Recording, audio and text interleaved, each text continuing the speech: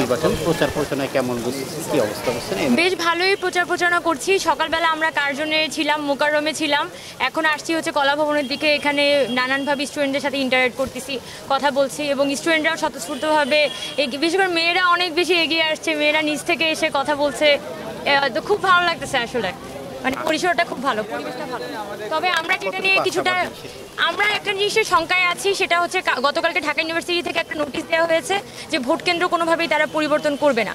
এখন ভোট কেন্দ্র যদি 8টা থাকে তাহলে আমরা মনে করি যে 710টা বুথে আসলে কোনোভাবেই 20 থেকে 25 হাজারের বেশি ভোট কাস্টিং সম্ভব না।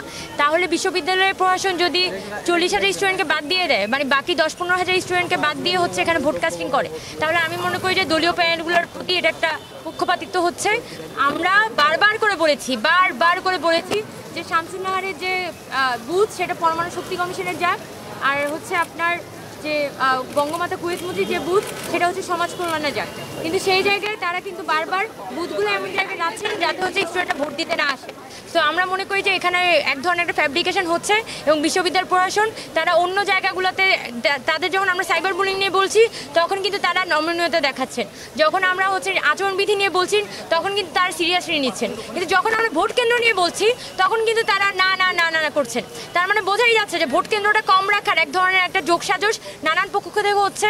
আমরা বারবার করে বলবো যে ভোট কেন্দ্র বাড়াতে হবে, ভোটের টাইম সকাল 8টা থেকে 4টা বলা হয়েছে।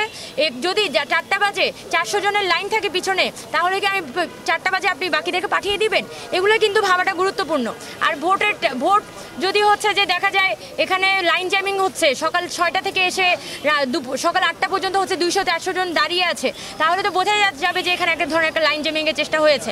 তো সেক্ষেত্রে আমাদের একটা হুঁশিয়ারি থাকবে যে কোনোভাবে এই নির্বাচনে আমরা কারচুপি বা লাইন জ্যামিং করে নির্বাচন ফ্রেমিং করা আমরা এটা দেখতে চাই না। এবং বিশ্ববিদ্যালয় প্রশাসনেরকে এই দায়িত্ব নিতে হবে, ভোট কেন্দ্র বাড়াইতে হবে, যেভাবেই হোক ভোট কেন্দ্র বাড়াইতে হবে।